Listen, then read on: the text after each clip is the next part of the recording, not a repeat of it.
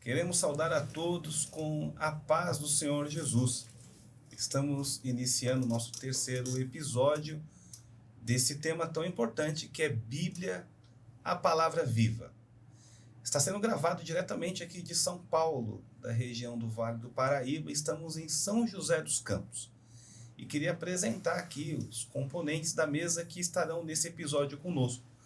Pastor Aaron, a paz do Senhor. A paz do Senhor, pastor Ederson, demais companheiros conosco, pastor Darcy, pastor Robson, paz do Senhor. Pastor Robson, a paz do Senhor. Paz do Senhor, pastor Ederson, os demais companheiros, a você que nos assiste, a paz do Senhor. E pastor Darcy, que está hoje nos acompanhando, é o novo integrante da mesa hoje. Paz do Senhor, Darcy, muito bem-vindo. Paz do Senhor, pastor Ederson, pastor Robson, Aaron, e também você que nos assiste hoje, a paz do Senhor Jesus. Amém. Hoje vamos falar de um assunto bastante importante, que é da autenticidade e a tradução da Bíblia. Hoje, quando você fala de Bíblia, você tem vários modelos, podemos dizer, exemplos delas. E hoje nós vamos deixar um pouquinho claro para todos as suas traduções, qual de fato é a Bíblia que nós usamos no nosso dia a dia, nos nossos cultos, Falar um pouco também do termo canônico, do termo apócrifo, o que se diz, o que significa, o que de fato é isso, que pode ser uma dúvida para todos. Mas nós vamos iniciar. Eu queria convidar já para entrar nesse tema, falando sobre os livros canônicos. Robson, poderia iniciar dizendo, esclarecendo para todo o público? Amém, com certeza, Na verdade, a Bíblia a qual nós seguimos, nós conhecemos hoje a Bíblia evangélica, que é a Bíblia protestante. Essa Bíblia, ela tem 66 livros, somando, obviamente, os dois testamentos, o Antigo e o Novo Testamento, E estes livros, 66 livros, nós damos este nome de livros canônicos, justamente porque esta palavra, o cano ou canone, é uma palavra de origem grega, e ela significa régua ou vara de medir. Então ela tem uma expressão muito forte relacionada a algo que você mediu e não muda mais. Perfeito. Alguma coisa que é como se fosse uma lei, Está medido, está consumado, é daquela forma, É imutável. Então, nesta linha, estes livros, 66 livros, eles passaram por este cânon. Ou seja, todos eles foram estudados e, incontestavelmente, foi definido, ou foi entendido, melhor dizendo, que estes 66 livros eles não foram pensados por mente humana, mas eles foram inspirados por Deus, através do seu Espírito Santo, a 40 escritores. Então, por isso, nós os chamamos de livros canônicos, que são livros que eles têm origem de inspiração divina. Então, isso é muito importante ficar claro, que todos estes livros eles são de origem de inspiração divina. Em resumo, após esses estudos, após pesquisas, esses homens usados pelo Senhor, eles não houve contestação entre esses 66 livros. Então, por isso que nós os usamos, nós os aceitamos, porque realmente foi Deus quem os trouxe até nós. E é importante ressaltar, pastor Robson, a coerência que existe entre Exatamente. Os textos, A Bíblia, ela não se contesta, ela não se contradiz.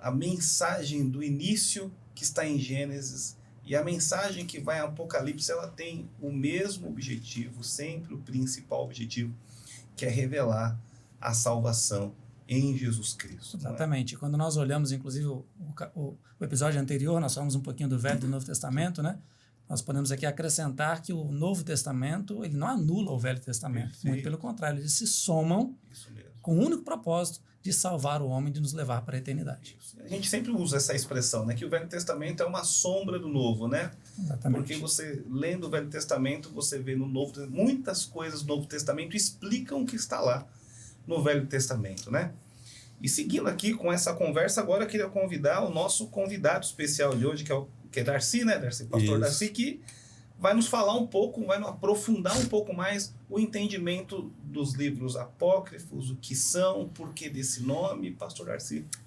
Amém, pastor Ederson. É importante dizer que o livro apócrifos, ele tem uma etimologia do termo apócrifo, vem do grego. que significa no latim apócrifos.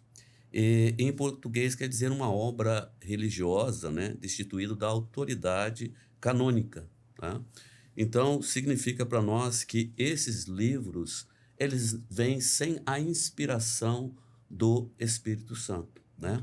É um livro que ele não tem a revelação de Jesus. Né?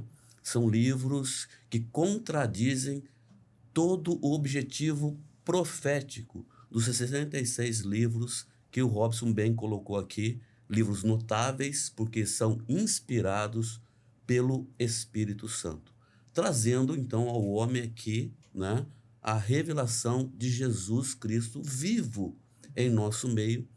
E os livros apócrifos, eles não apresentam tanto a parte de Jesus como o nosso Salvador e também não apontam a profecia, que é o grande instrumento da Bíblia para a salvação do homem. E eles apresentam aqui, durante um silêncio profético, que foi de Malaquias até João Batista, várias histórias, né? E no Concílio de Trento, em 1546, melhor dizendo, esse concílio, então, ele descreve ali 7 livros apócrifos que é inserido pela Igreja Romana para contradizer, então, ali os evangélicos da época que não absorveram esses livros apócrifos porque justamente não tem ali o conteúdo profético da palavra, não revela Jesus, né? Darcy, interessante que foi nesse momento, né, em que nasce talvez esse nome assim, né, de protestantes, né, porque havia esse protesto contra esses livros e alguns costumes e introduções no meio da igreja. Interessante, Ederson, se me permite, você que nos assiste, hoje nós já estamos no 3º episódio, se você voltar no primeiro episódio, onde nós tínhamos aqui a presença do pastor Sileno, ele comenta que no ato da sua conversão ele leu esses 66 livros, ele entendeu como sendo um único livro, como se fosse um único autor. E justamente esta é a característica principal dos livros canônicos. Você não identifica ali um autor humano, mas sim uma inspiração divina. Quando você acrescenta esses 7 outros livros, dá para ver que tem uma diferença, dá para ver que o autor mudou. Perfeito. E além de entender, assim, eu posso dizer até que os 66 livros, ele tem uma autenticidade, eles têm um selo, porque o autor é único. E ele está vivo. Está vivo. Glórias a Deus. Está vivo, né? Por isso é o tema, né, Darcy, de Bíblia, palavra viva. E é interessante, pastor Robson, pastor Ederson, que o texto da palavra em 1 Pedro, segunda epístola de Pedro, capítulo 1, verso 20 e 21, ele diz assim, sabendo primeiramente isto, que nenhuma profecia da Escritura é de particular interpretação, porque a profecia nunca foi produzida por vontade de homem algum, mas os homens santos de Deus falaram inspirado pelo Espírito Santo. Então aí a grande diferença dos livros canônicos para o livro apócrifos, e por isso nós, né, evangélicos, nós não compartilhamos com esses livros por eles não serem inspirados pelo Espírito Santo. E ali Macabeus, ele fala também que esses livros não são inspirados pelo Espírito Santo. Então, ele mesmo ali, ele já fala que esses livros não têm conteúdo para o homem alcançar a salvação. E tem outros livros, né, que são conhecidos, temos, acho que Tobias, Sabedoria e alguns outros, a gente não vale a pena ficar citando, porque o que tem que ficar no seu coração é que esses 66 maravilhosos livros, inspirados pelo Espírito Santo, escrito ali por homens de Deus, esses aí é que você vai encontrar Jesus revelado em salvação para o homem. Seguindo aqui, queria trazer Aaron para a conversa. Aaron tem estado conosco sempre aqui também, como o Robson. Aaron, agora são tantas Bíblias que estão aí, não é verdade? É verdade. Tantas Bíblias, e hoje em dia você tem Bíblia para tudo quanto é gosto, posso dizer assim, né? Cada igreja que abre, cada religião que nasce, eles começam a mexer na Bíblia e suas traduções. Vamos aproveitar que, Aaron, nessa conversa tão boa, deixar um pouco mais claro para os irmãos, os telespectadores que estão conosco aqui. Fala um pouquinho para a gente sobre as traduções, as versões da Bíblia e principalmente aquela que a gente está acostumado a usar no dia a dia da igreja. Amém. É interessante essa colocação. Convém nós ressaltarmos que a Bíblia não admite atualização, né? Então a palavra de Deus, ela é a mesma. A gente falou dos materiais nos episódios anteriores, ela foi sendo conservada, né, a ponto de se acharem escritos arqueológicos com quase 1000 anos de diferença, e a escrita, o sentido profético, o sentido da palavra revelada é o mesmo. Então, a palavra de Deus, tudo que Deus faz é perfeito. Deus não permite evolução, atualização. Deus é perfeito. Quem é perfeito só faz algo perfeito. É impossível Deus evoluir, né? Deus já é perfeito. Nós vamos citar aqui algumas traduções que elas vêm desse material original, o Antigo Testamento, como falamos aqui anteriormente, alguns trechos em aramaico, majoritariamente em hebraico, o Novo Testamento num grego, um grego popular, grego koiné, para o povo entender, porque o Evangelho, por meio do Senhor Jesus, ele se faz acessível a todas as nações, e o grego era, né, desse igual o inglês da época, né, a língua popular da época, né. Então nós vamos citar aqui algumas traduções. Lembramos aqui, citando aqui, a Septuaginta. A Septuaginta, ela foi encomendada pelo rei Ptolomeu II do Egito, e 72 rabinos, 6 de cada tribo de Israel, eles pegaram o Antigo Testamento, no hebraico e no aramaico, né, originais, e traduziram para o grego, né, koiné. Então essa, vamos dizer assim, é uma das fontes principais das demais traduções. Além dela, citamos a Vulgata. A Vulgata, ela foi traduzida também do texto original por Jerônimo no ano 400 d.C., mas para o latim. Então, ao invés dele pegar a Septuaginta para traduzir para o latim, ele se alimentou ali da fonte primária do hebraico, né? Então, inclusive, Vulgata não é um termo pejorativo, né? Vulgata quer dizer divulgada, né? Então, a palavra para ser divulgada, o Império Romano dominava aquela região, então é o latim, que era o idioma do Império Romano. E há outras traduções ao longo da história. Mas o cuidado que precisamos ter, né, Darcy, é o sentido original, né? O sentido original. Não adianta nós falarmos aqui de tradução, não é o sentido de que as nações mudaram as escrituras. Jamais isso. Tanto que servos judeus de diferentes nacionalidades se reúnem e prestam o mesmo culto ao Senhor pela mesma doutrina. Então nós citamos aqui, por exemplo, a tradução feita por Lutero, né? Lutero, ele ficou refugiado no castelo de Wartburg, e ele traduz ali o Novo Testamento, e é publicado isso em 1522.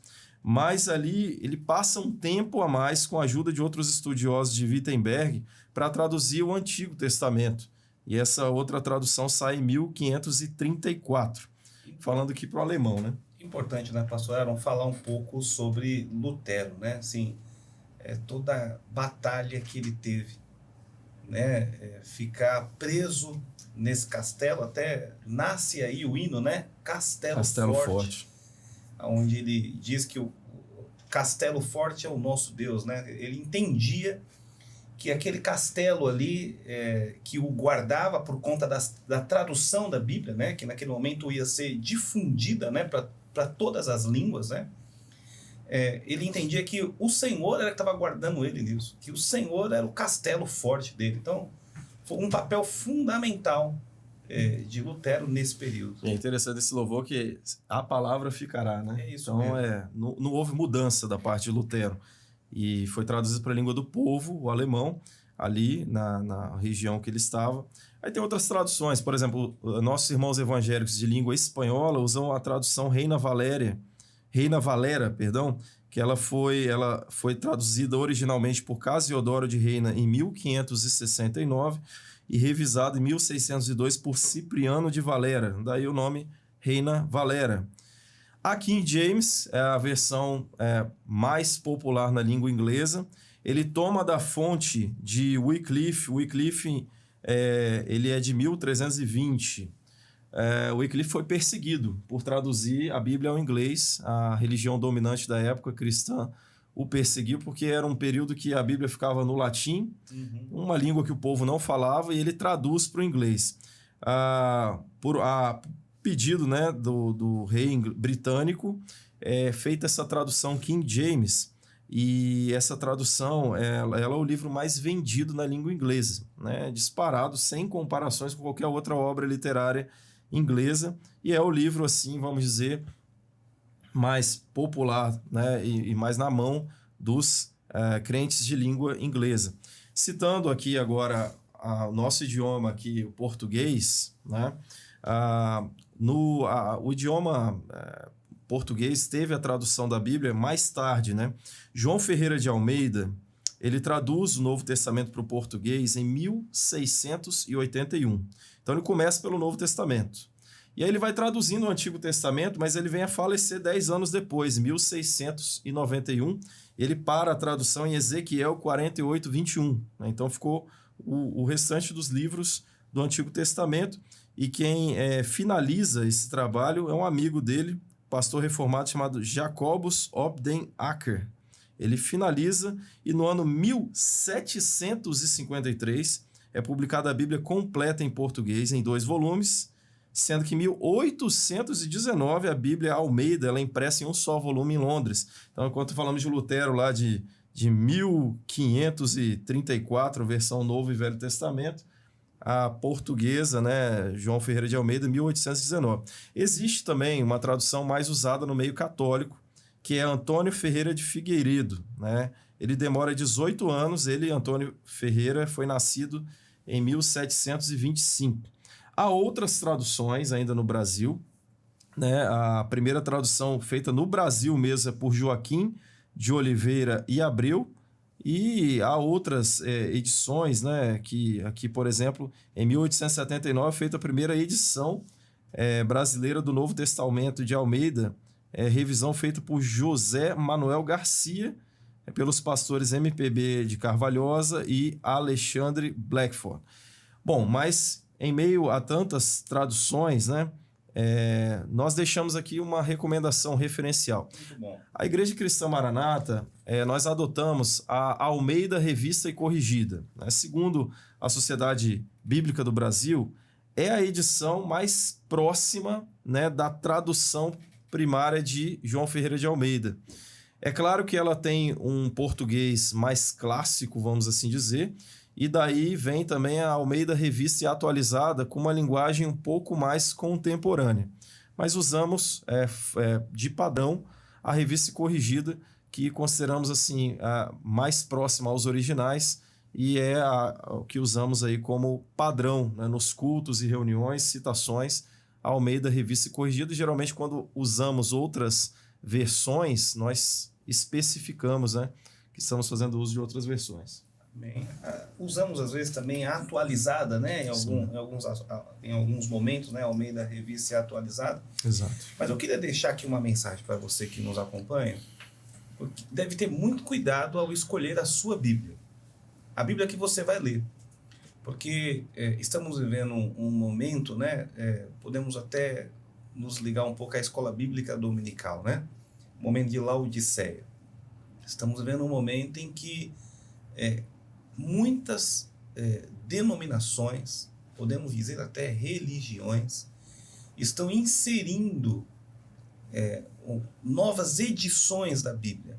E algumas vezes, essas edições, elas estão sendo ligadas de acordo com aquilo que eles pensam.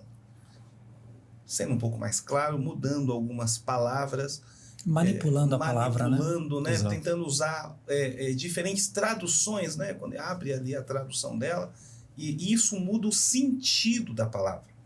Então você que quer conhecer o Senhor e que serve ao Senhor e que de fato ama a palavra de Deus, a recomendação que nós lhe damos é ficar com essas, né? Almeida, Revista e Corrigida, porque você vai ter a segurança de que vai estar com uma Bíblia que ela está muito mais próximo daquilo que é o original da palavra. E mais uma vez trazer os componentes aqui da mesa para falarmos um pouco ainda nesse tempo que nos resta sobre a palavra viva. Hoje estamos no terceiro episódio e nesse terceiro episódio o que fica claro para a gente? Fica claro que há um mistério além da letra. Há um mistério além da letra. E esse mistério que está além da letra, ele pode ser acessível por aquele que está na comunhão com o Espírito Santo. Quando você for ler a palavra, como foi dito pelo pastor Robson, como foi dito aqui também pelo pastor Darcy, se afaste um pouco daqueles livros apócrifos, deixe ele de lado. Não, ali você vai ter dúvidas, contradições, e coloque o seu coração, a sua dedicação, a sua meditação na palavra de Deus. E pelo Espírito, ela vai se tornar viva dentro do seu coração. Algum dos companheiros tem alguma palavra a mais a dar para complementar esse assunto? Assim, complementando, né, que o livre exame das Escrituras, que é um dos princípios que vivemos, é diferente de livre interpretação das Escrituras. Né? Porque, na verdade, a igreja é corpo de Cristo. Né? Nós aprendemos o que recebemos do Espírito Santo como herança. E, infelizmente, muitos fazem livre interpretação, até livre modificação, né? Em que Deus deixa de se revelar para o homem se revelar por meio de uma Bíblia que ele manipulou. Né? Revelar um dogma religioso, alguma coisa assim. A gente tem experiências, né, relatos de... Eu lembro de uma irmã que fala assim, olha... eu estava numa tradição religiosa, quando eu li a Bíblia, eu parei para ler a Bíblia, eu tive uma experiência de conversão com o Senhor. Então, que você que está nos assistindo tenha o seu contato direto com a Bíblia. Né? Não somente veja vídeos ou conteúdo sobre a Bíblia, mas se coloque a ler a palavra. Tenha o contato direto com a palavra, um coração entregue a Deus, e Deus vai se revelar ao seu coração como ele faz com seus servos ao longo da história. Inclusive, você citou Martinho Lutero. E Martinho Lutero, ao ler a Bíblia com seu coração aberto, Deus fez toda a obra que fez e trouxe para nós no avivamento ali de 1500. Né? Justo viverá pela fé. Né? Exatamente. Não falou um tema importante, né? Interpretação humana. A Bíblia nos alerta a respeito disso, né? Toda vez que você interpreta a Bíblia, você... que está nos assistindo vai interpretar de uma forma, se Aaron for usar a razão dele, vai interpretar de outra maneira, né, pastor Aaron?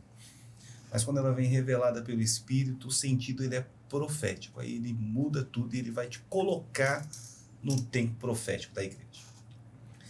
E chegando mais uma vez ao final de mais um programa, né? Um programa rico, que coisa boa, que bênção, né?